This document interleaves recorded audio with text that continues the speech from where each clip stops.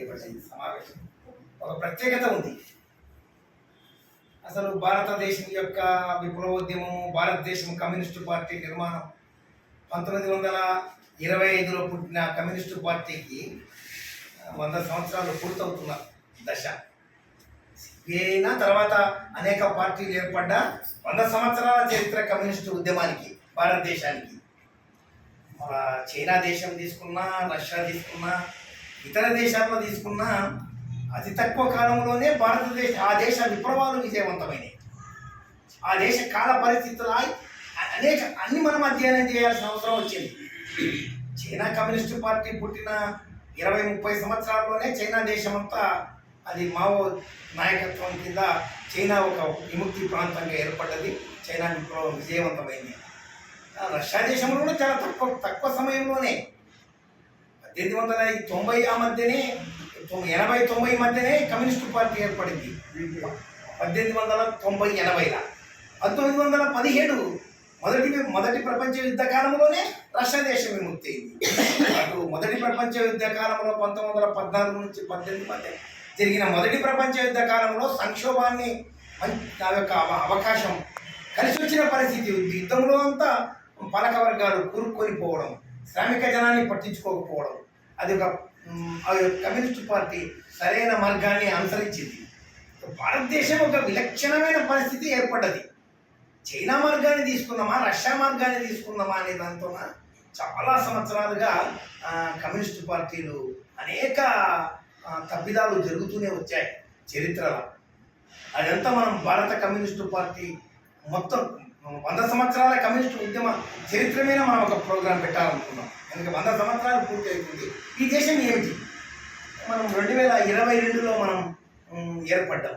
New democracy party నుంచి mass line ప్రజాపంతాగా ఏర్పడ్డాం. ఏమిటా ప్రజాపంతాగా ఏర్పడి మనం కొత్తగా తీసుకున్నది ఏంటి? కొద్దిమంది చీలిపోయినరు, చీలికవాదులు సరైన వాళ్ళు కారని అడ్డగోలిగా మనం మాట్లాడుతున్న వాళ్ళు. చీలికే కానే కాదు మనది. మనం ఆనాడే మనం వాళ్ళతో న్యూ డెమోక్రసీ పార్టీతో బైఫర్కేషన్ చేసుకున్న నాడు మేము వేరు మీరు వేరు అని మనం కూనుకున్నాం. వాళ్ళకి ప్రతిఘటన పోరాటాలు, కొన్ని అడవుల్లో కొద్దిమంది దళాలను ఏర్పాటు చేసి దేశాన్ని విముక్తి చేయాలనే ఒక ప్రతిఘటన పోరాటం, దళ నిర్మాణ కార్యక్రమము వాళ్ళు ప్రారంభించారు. అది మనం దాన్నే ప్రశ్నించినాం. ఏదో కొద్దిమంది ఆయుధాలు పట్టుకొని దేశాన్ని మార్చగలమా? ఫస్ట్ 1989లో 88లో మా దగ్గరికి వచ్చిండ్రు డివికే గారు, అందరూ రవీణ అందరూ వచ్చిండ్రు. మేము మొదటి ప్రశ్న అడిగింది అది. మేము దళ నిర్మాణం ప్రజాపంతకు ఉంది కదా, ఈ దళ నిర్మాణం దేశాన్ని మార్చుతుందా అని అడిగినాం. మార్చలేదు అని చెప్పిండ్రు. వాళ్ళకు ఉంది మార్చలేదని, కానీ అందరినీ ఆలోచింపజేయాలి కదా. అందరికీ ఒక వాతావరణం ఉంది, దళాన్ని వదిలిపెడితే ఏమైపోతుందో, కొద్దిమంది ఆయుధాలు పట్టుకుంటే దేశం మారిపోతుందేమో అని ఒక పెద్ద వాతావరణంలో ఉన్న స్థితిలో అదైతే విముక్తి కాదని వాళ్ళు చెప్పారు 37 సంవత్సరాల కిందట. దానికి వ్యతిరేకంగా మనం ఈ సిద్ధాంతం ఇది కాదు. మనము సంస్థ చాలా ప్రజానీకం ఉన్నారు, కోట్ల ప్రజానీకం ఉన్నారు, వాళ్ళని కూడగట్టే అవసరం ఉంది అనేది మనం తీసుకున్న లైన్ 2022లో మనం తీసుకున్నాం. ఇప్పుడు నిన్నగాక మన మావోయిస్టులు ఏ దీర్ఘకాలిక సాయుధ పోరాటం నంబర్ 1 కమ్యూనిస్టు పార్టీ దేశంలో విప్లవకారులు, మహావిప్లవకారులు ఎవరంటే మావోయిస్టులనే అంటారు. మేధావులందరూ వాళ్ళకు కితాబులు ఇస్తూ పెద్ద పెద్ద వార్తలు రాస్తుండే క్రమం. అందరు పెద్ద మేధావులందరూ దాంట్లో మునిగి తేలుతున్నారు. ఒక్కసారిగా మావోయిస్టులు అందరూ లొంగిపోయి ఈ దీర్ఘకాలిక సాయుధ పోరాటం మనం అడవిలో కొద్దిమందిని ఆయుధాలు పట్టుకున్న వాళ్ళము దేశాన్ని మార్చలేమని వాళ్ళు చెప్పేశారు. ఇప్పుడు పెద్ద చర్చ జరుగుతుంది దేశంలో. అదే విప్లవం అనుకున్న వాళ్ళు ఒక్కసారి కింద మీద అయిపోయారు. అంటే మనం చెప్పిన మాటలు మనం 22లో చెప్పినాము, డాక్యుమెంట్లు విడుదల చేసినాం. మావోయిస్టులు తీసుకున్న అతివాద దుస్సాయిక చర్య అదొక అతివాద చర్య, అది సరైన చర్యలు కావు. వాళ్ళు దీర్ఘకాలిక సాయుధ పోరాటం విముక్తి కాలేదని చెప్పినాం మనం. ఇప్పుడు ప్రతిఘటన పోరాటంగా కొనసాగించాలనుకున్న న్యూ డెమోక్రసీ పార్టీ కూడా అది తప్పుడు లైన్ అనుకున్నాం. ఈ 2 లైన్లు కావు. మనం ఏదో చైనా దేశం లాగానే మన దేశంలో కొద్ది దళాలను ఏర్పాటు చేసి విముక్తి చేద్దామంటే చైనా వేరు, భారతదేశం వేరు. చైనా రాజరికం దేశం, భారతదేశం రాజుల కాలం కాదు. ఒక్కొక్క ప్రాంతానికి ఒక్కొక్క రాజు చైనా దేశానికి.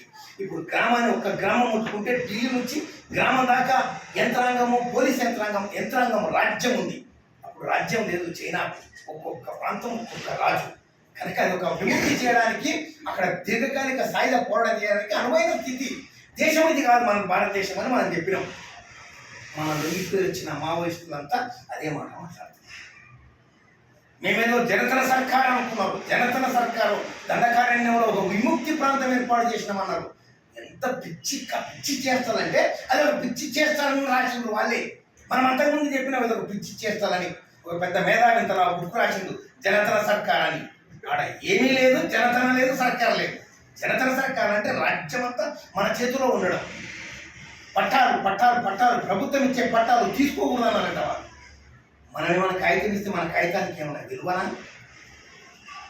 పిచ్చి శాస్త్రాలు కాకపోతే వాళ్ళు చేసినవన్నీ మావోయిస్టులు చేసినవన్నీ. కనుక మనం చెప్పినవన్నీ ఇప్పుడు అక్షరాల వాళ్ళే చెప్తున్నారు ఇదంతా బాగాలేదని. కనుక దేశంలో 40 కోట్ల మంది కార్మిక వర్గం ఉన్నారు. చాలా సంఘటిత కార్మిక వర్గం ఉంది. చాలామంది కార్మిక వర్గాన్ని కూడగట్టాలి. కొద్దిమంది మాత్రమే ఆయుధాలు ధరించి విముక్తి చేయడానికి పూనుకోవడం అనేది దేశానికి మార్పు తీసుకురాదు. అదొక అతివాద దుస్సాయిక చర్య. నిన్నటి దాకా జరిగిన చర్యలన్నీ ఆ నిర్మాణాలు, ఆ ప్రతిఘటన పోరాటాలు, ఆ దీర్ఘకాలిక సాయుధ పోరాటాలు ఈ దేశంలో అవి కాదు కొనసాగించాల్సింది. కార్మిక వర్గాన్ని ప్రజానికాన్ని కూడగట్టాలన్న లైన్ మనం తీసుకున్నాం. కనుక ఈనాడు అందరూ ఆ లైన్కు రావాల్సిందే. రేపు సరే మనం మా స్వయం పార్టీ మనం ఒక్కరమే చేస్తామంటే మనం ఒక్కరమే కాదు, మనలాంటి శక్తులు చాలా శక్తులు కలిసి వస్తాయి.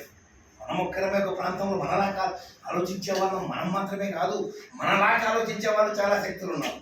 ఇంకా కొద్దిగా ముందుకు ఆలోచిస్తున్నారు. భారతదేశంలో జనతా ప్రజాస్వామిక విప్లవం కావాలన్నా, సోషలిస్ట్ విప్లవం కావాలన్నా, దేశం పెట్టుబడిదారి విధానంగా మారిందని మనం అంటున్నాం. కాబట్టి మొత్తం పెట్టుబడిదారి విధానంగా పూర్తిగా మారలేదు, అభివృద్ధి చెందుతుంది అని మనం అంటున్నాం. కానీ మారితే కొత్త వ్యవస్థ కొరకు కొట్టడాలి కదా అని చర్చిస్తున్న వాళ్ళు ఉన్నారు. రేపు భవిష్యత్తులో మనం అందరము రకరకాల సమూహాలంతా కలిసి మనం ఐక్యమయ్యే దశ రాబోతుంది. అది తప్పక అట్లయ్యే దేశాన్ని విముక్తి కొరకు పూనుకుంటారు. రష్యా దేశంలో అదే జరిగింది. అన్ని దేశాల్లో కూడా ఇటువంటి శక్తులందరూ విడివిడిగా ఉన్నారు, ఒక రూపం రాలేదు. రేపు పొద్దున ఇప్పుడు ఆలోచిస్తున్న మావోయిస్టులుగా బయటకు వచ్చిన వాళ్ళంతా అదే డిమాండ్ను, అదే యొక్క సిద్ధాంతాన్ని ప్రతిపాదిస్తున్నారు. మనం 22లో ఏం చెప్తున్నామో అదే మాటలు వాళ్ళు ఇప్పుడు మాట్లాడుతున్నారు. మన మాటలు అంత ప్రచారం కాలేదు. ఏ పేపర్ వాళ్ళు, ఏ టీవీ వాళ్ళు అంతగా ప్రచారం చేయలేదు. వాళ్ళు చెప్పిన వాక్యాలు పెద్ద పెద్దగా టీవీలలో ప్రచారం అవుతున్నాయి. అన్ని విస్తృతంగా సోషల్ మీడియాలో చర్చ జరుగుతుంది. మీరంతా కూడా పరిశీలించాలి. అమరవీరుల మనం గుర్తు చేసుకోవడం అంటే మన మార్గం ఏమిటి? Lenin, comrade Lenin photo, Lenin అన్న నరోద్దికు చారు చక్రవర్తిని చంపడానికి పోయి పట్టుబడి ఉరి తీయబడతాడు. లెనిన్ అప్పుడు అంటాడు, ఈ దేశం మారాల్సింది కానీ నీ మార్గం కాదు, నూతన మార్గాన్ని చేపట్టాలని లెనిన్ మాట్లాడింది. వాళ్ళన్న నరోద్దికు ఒక అతివాద దుస్సాయిక చర్య. చంపితే రాజు చంపితే దేశం బాగవుతుందని భావించిండు. వర్గశత్రువు నిర్మూలనని మావోయిస్టులు, పీపుల్స్ వారు భావించి చాలామంది భూస్వాములను చంపిండు. కొద్దిమందిని చంపినంత మాత్రాన దేశం మారలేదు. నేను అదే చెప్పిండు. మాట తప్పడానికి పోయిండు. చంపినంత మాత్రాన మారదు, ఆ మార్గం కాదు. ప్రజలు మారాలి, ప్రజలు సిద్ధం కావాలి అనే మార్గాన్ని లెనిన్ తీసుకున్నాడు. కనుక లెనిన్ గెలిచిండు. కనుక మన లెనినిస్టు పంతాగా మొత్తం శ్రామిక వర్గాన్ని, ప్రజానికాన్ని సంసిద్ధం చేయాల్సిందిగా ఈ దేశ విప్లవానికి విప్లవం ప్రజలు కోరుకుంటున్నారు, ప్రజలకు కావాలి. కొద్దిమంది అనుకుంటే విప్లవం రాదు, చాలామంది ఏమనుకుంటారు మనం అనుకుంటే విప్లవం వస్తుంది అనుకుంటున్నారు. మనది ప్రతిపాద చర్యనే. కనుక మనం ఈ పరిస్థితుల్లో మనం అర్థం చేసుకోవాల్సిన సిద్ధాంతం చాలా ఉంది. కనుక ఇవన్నీ చర్చించుకోవాలి. ఏమిటి దేశం, ఎన్ని మార్పులు జరుగుతున్నవి, మన ఈ మార్పులు ఏడికి పోతున్నాయి, ఎక్కడికి తీసుకుపోవాలి అనే వైపుగా మనం ఆలోచించాలి. వీళ్ళకు నివారణ కల్పించడం అంటే వీళ్ళు అదే భావించారు. ఎట్లా చాలా మారింది కదా, చాలా రాసిండ్రు, వీళ్ళని శత్రువులాగా చూసిండ్రు.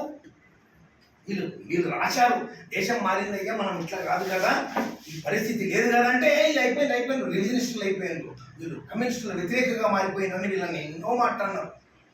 అంటే గట్టిగా మాట్లాడింది. చివరి దాకా లాస్ట్కు ఇంకా లాభం లేదు, వాళ్ళ నుంచి మనం డిమార్కేషన్ కాకపోతే లాభం లేదని బైఫర్కేషన్ కావడం జరిగింది. వాళ్ళ నుంచి మనం పక్కకు రావడం జరిగింది. వాళ్ళు మనం లొంగిపోయిన మావోయిస్టులు కూడా అదే అన్నారు. మమ్మల్ని అంటారని తెలుసు, మమ్మల్ని రివిజనిస్టులు అంటారు, రెనగ్రేట్స్, ద్రోహులు అంటారు, మేము ఇన్ఫార్మర్లు, పోలీసుకు సమాచారం ఇచ్చిన దొంగలు అని మమ్మల్ని అంటారు. అన్నా పర్వాలేదు, మేము బయటకు వచ్చి మేము ప్రకటిస్తున్నాం అన్నాం. తప్పదు, కొత్త లైన్ మనకు లోకం ముందుకు వచ్చింది. ఇదంతా మనం పరిశీలించాలి. వీళ్ళకు నివాళులు అర్పించడం అంటే రేపు అమరవీరులకు నివాళులు అర్పించడం కొనసాగింపే. కొనసాగింపు అంటే మన భగత్ సింగ్ చేసిన చర్య సమాజం ఇంకా కదులుతలేదు. అతను నేను చనిపోతా లోకం బాగుపడుతుందని భావించుంటాడు. అదొక అతి వ్యక్తిగత చర్యనే. కానీ అతను అంతకంటే ఎక్కువ తెలియని పరిస్థితి భగత్ సింగ్ ఆనాటి కాలంలో. భగత్ సింగ్ కూడా వెంటనే బయట ఉండే తగిన ఉద్యమం, తగిన పునాది, లక్షల మంది ప్రజలు రోడ్ల మీదకి వస్తుంటే ఒక మనిషి అట్లా ఓడు. కనుక లెనిన్ ఏమంటాడు, రష్యా దేశాన్ని మార్చిన లెనిన్, ప్రజా ఉద్యమాలు, ప్రజల యొక్క కదలికలు బాగా ఉంటే వ్యక్తిగతంగా హింసావాదం దూరం అవుతుందట. ఎప్పుడైతే ప్రజలు కదిలి పోరాటం చేయని పరిస్థితి ఉంటుందో వ్యక్తిగత హింసావాదం ఎక్కువవుతుంది. అటువంటి హింసావాదం ఎక్కువైంది. ప్రజలు తయారు కాకపోతే తయారైతలేదు కదా, మేమే తయారై కొట్లాడాలి అని తయారై. ఇట్లా దేశాలు మారవు, కొద్దిమంది అనుకుంటే మారవు. భగత్ సింగ్ అట్లా అనుకున్నాడు. ఎవరు లేని పరిస్థితి, నేను చచ్చిపోతేనే లోకం వింటది. నేను బాంబు వేసిన పార్లమెంట్లో, అసెంబ్లీలో ఎందుకు వేసిన, చెవిటి వల్ల లాగా మారిపోయారు. శబ్దం అన్నారా అని నేను చచ్చిపోతేనన్నా లోకం గురించి అన్న అందరూ ఆలోచిస్తారు. తప్పించుకోవడానికి అవకాశం ఉంది. క్షమాపించబెట్టి కోరుకోవాలి. అది ఇంతకంటే సావు మేలు అన్నాడు వాళ్ళ నాన్న దగ్గర. ఇంకా వాళ్ళ కొనసాగిస్తే ఆయన ఎన్నుకున్న వ్యవస్థ మారాలన్నాడు. ఆయన కోరుకున్న మార్గం అంత మాత్రం మార్గం, ఆ మార్గం వల్ల కాదనేది మనం అనుకుంటున్నాం. కొద్దిమంది అనుకుంటారు, తెలిసి కూడా అనుకుంటే. భగత్ సింగ్ అంటే ఇప్పుడు 1931 ఎప్పుడు నేనైంది 100 సంవత్సరాలు అవుతుంది కదా. 100 ఏళ్ళ కిందట ఇప్పుడు పరిస్థితి వేరు కదా. 100 సంవత్సరాల కింద దేశం స్థితి ఏంటి, ఇప్పుడేంటి. 1931 ఆయన ఉరి తీసింది, ఇప్పుడు 2025 100 సంవత్సరాల దగ్గర 4 ఏళ్ళు అయింది. కనుక చాలా మారింది. ఇప్పుడు మారిన తర్వాత కూడా అర్థం కాకపోతే లోకం మరి వెనకడికి అర్థం కాలేదంటే వేరే విషయం. వెనకడికి పుట్టినోడికి భూమి గుండ్రంగా ఉంది అంటే అర్థం కాలేదు. గెలీలను ఉరి తీసిండ్రు, విషయం ఇచ్చిండ్రు. ఇప్పుడు కూడా భూమి గుండ్రంగా లేదంటే మనం మూర్ఖున్నాను ఆలోచిస్తుంది కదా. అది దుస్తాయం, తప్పుడు పద్ధతి కదా. ఇప్పుడు కూడా మూర్ఖు అంటే భూమి గుండ్రంగా లేదని అర్థం లేకుండా మాట్లాడితే ఇంకా వీడు మూర్ఖుడు కదా అనుకుంటాం. అప్పుడు తెలియని కాలంలో భూమి గుండ్రంగా లేదు అంటే కరెక్టే, లేదు తెలియదు. భూమి గుండ్రంగా ఉందనే సంగతి తెలియదు. చెప్పినోడికి ఆయన అన్యాయం అనుకున్నాడు. నిజంగా నమ్మలేదు. మంది నిజంగా భూమి గుండ్రంగా ఉందంటే నమ్ముతలేదు. ఇప్పటికీ నమ్మని మంది ఉన్నారు. మనం కూడా అట్టే ఉంటే ఇంత మారింది లోకము. కనుక లోకం పరిస్థితులు, దేశ పరిస్థితులు అంతా కాలానుగుణంగా మనం కమ్యూనిజాన్ని, మార్క్సిజాన్ని మనం వర్తింపజేసుకోవాలి. ఆ వైపుగా మనం పోరాటం చేయాలి. మనం ఈ అమరవీరుల ఈ సంతాప సంపన్న సభల్లో వాటిని గుర్తు చేస్తూ, వాటిని సమీక్షిస్తూ మనం ఇంకేలా పోరాటానికి కోరుకోవాలి అనే కర్తవ్యాన్ని తీసుకుంటారని ఆశిస్తూ